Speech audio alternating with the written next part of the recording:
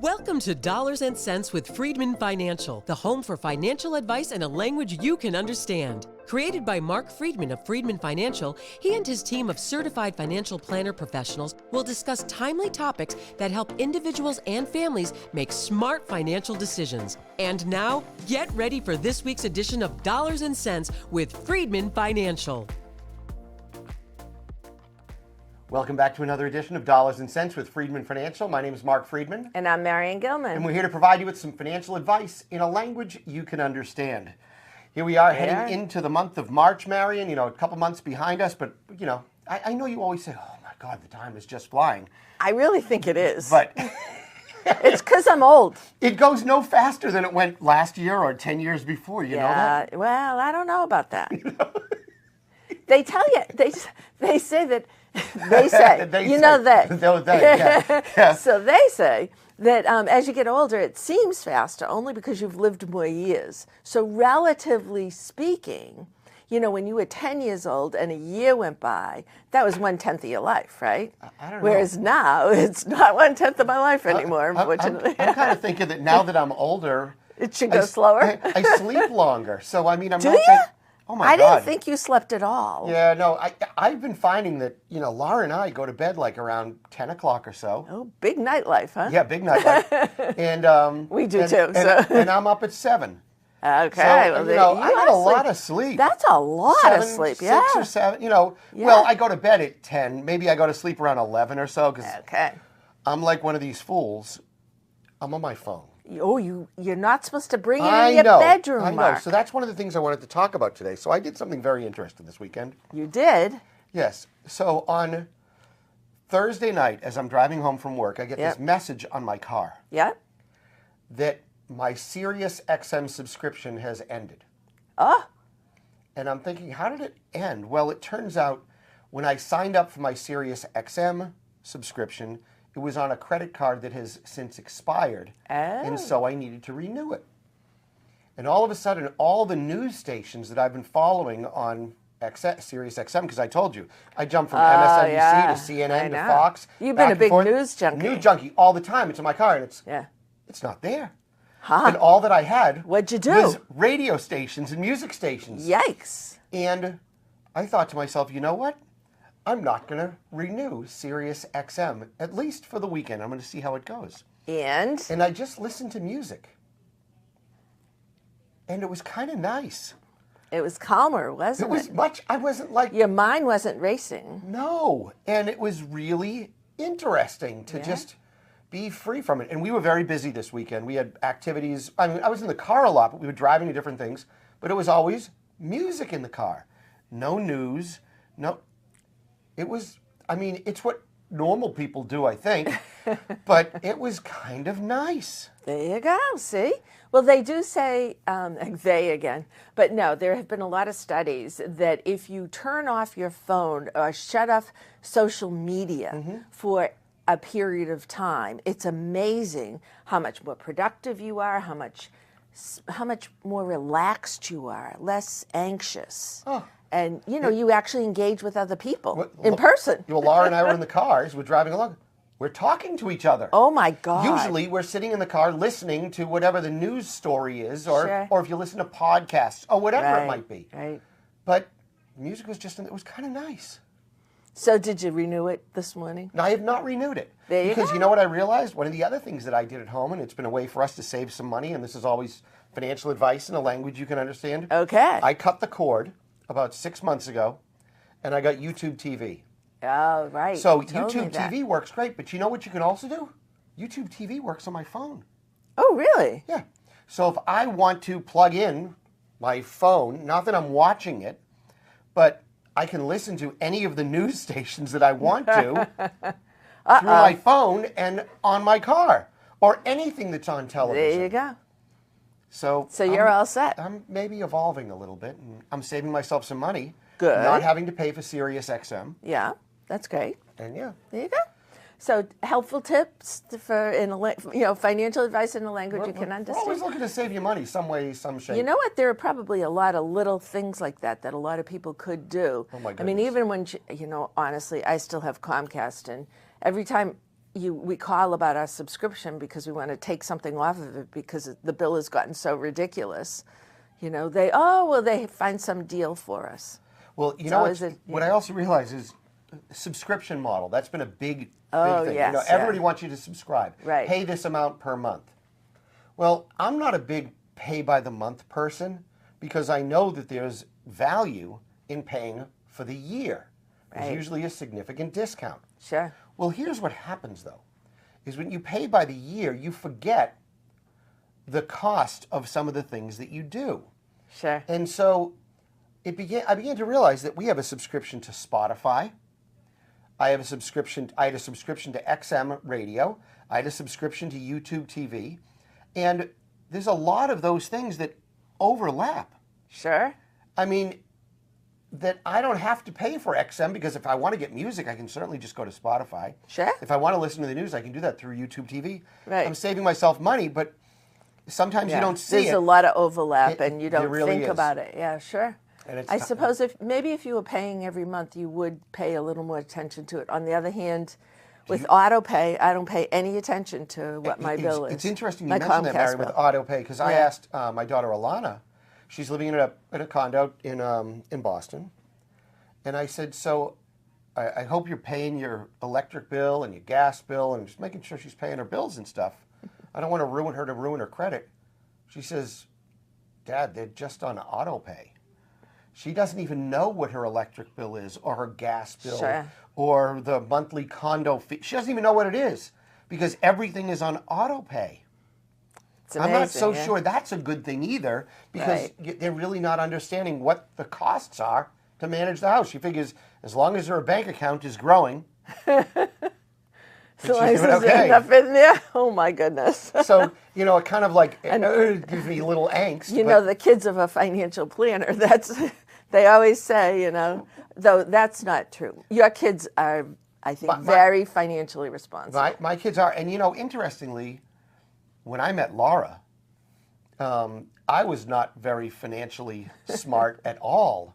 I mean, Dad had been a financial planner, but he Well, at didn't. least you learned. Right. Did he really give me the skills as a financial planner as a kid? Probably not. Oops. In fact, when I got married to Laura, I was in debt. Laura had positive cash flow. I was in debt. And the big joke was Laura was engaged to my father because Dad had bought the engagement ring and I was paying him back. So Laura doesn't like me telling that story and she doesn't like suggesting it's that. just but- between us. Right, it's just the two of us here, Yeah, right? exactly. Yeah. I won't tell anyone. But what the reason we share some of these stories is to give you a sense of the real life perspectives of the way we sometimes think about things versus the way the reality is. And we see the same thing happen within the stock market. Absolutely. When you start to think about returns, oftentimes people are saying, well, I'm hoping that we can build a portfolio that will beat the market. Well, Marion, do we try to build portfolios that beat the market? We do not. First of all, it's impossible to always be ahead of the market. Hopefully, you can build a portfolio that's consistent over the years.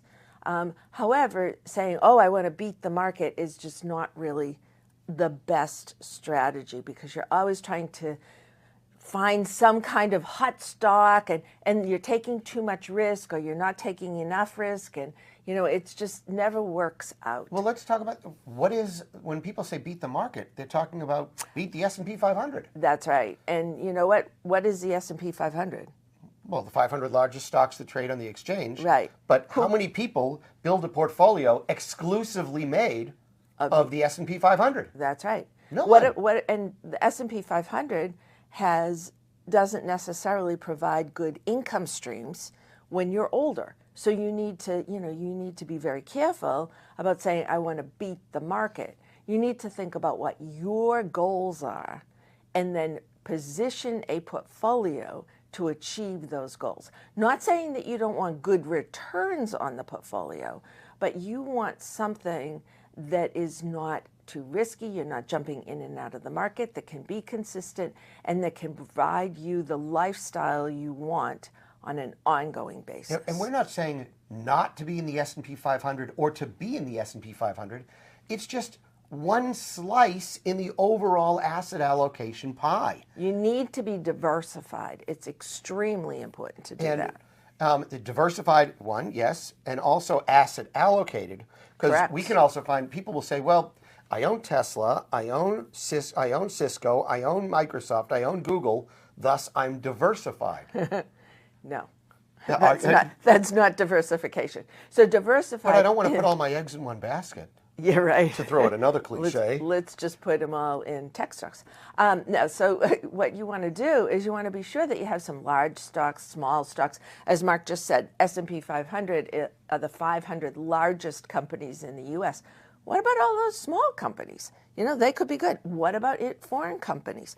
They could be great. What about bonds? What about lending some money?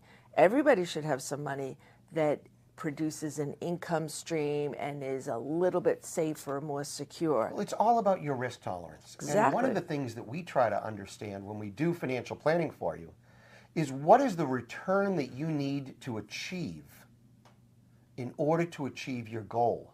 So if all you need to hit that milestone that you want during and through retirement is, let's say, 6%, why would we want to build an investment portfolio that's exclusively made up of stocks, knowing that our ride could be like this? If we are looking for a 6% return, perhaps it's a mix of stock funds and bond funds, and an appropriate strategy that mitigates the volatility of each year. Because what we've learned, Marion, is that despite the fact that the S&P 500 has earned over the past, let's say, 50 or 60 years, around 9.5% a year, how many times during those 50 years has the S&P 500 actually returned between 5 and 10% in a given year? Right. So remember, on average, earning 9.5% a year is very different than saying each and every year the S&P 500 achieves a 9% rate of return. Right. Very different. What did we learn? We learned that it was about 6 times out of 50 years. It's amazing that it actually returned between 5 and 10%. That's a pretty wide range. Yeah, I mean, it's amazing. So remember, we always tell people that we need a portfolio that's going to allow you to sleep at night. Because if you can't tolerate the risk of your portfolio going up and down, which it will, then you really shouldn't be 100% stock. And that's the bottom line. That's right. And one of the things that we do in our office is we're able to go back historically and look at performance. But the best way to look at performance is a 3-year rate of return, a 5-year, a 10-year rate of return. Right. Not 1 year. Right. How did I do in 2022? How did I do in 2023? No. You're investing for the long term. Right. So let's look at longer term averages, because chances are, based upon what we've learned of the S&P 500, of it only returning in a range between 5 to 10% right. in 6 years out of 50, that means there are going to be years when you're doing much better than 10% and other years when you're doing worse than 5%. Right. And so you need to create that average. Absolutely. Absolutely. And you need to be able to, particularly if you're in retirement and drawing money off your portfolio, you need to create that average along with being able to live your lifestyle each and every year without selling out of the market or selling out of stocks when they're at a low point. That's extremely important for long-term success. And that's what we call financial advice in a language you can understand. If now's the time for you to get serious about your financial planning and investment management needs, we hope you'll check us out. Go to our website, freedmanfinancial.com. That's Freedman. 2 E's and a D. Financial.com. Go to the bottom of any page. You can sign up for our free weekly newsletter. It arrives in your inbox every Friday at 10:30. If you want to learn more about the types of clients we serve, the work that we do, the fees that we charge, it's all transparently laid out for you on our website. And so that's going to do it for us this week. Oh, wow. Okay. Oh, So you know what? I already. didn't give the phone number. If you ever want to call the office, 978-531-8108. That's 978-531-8108.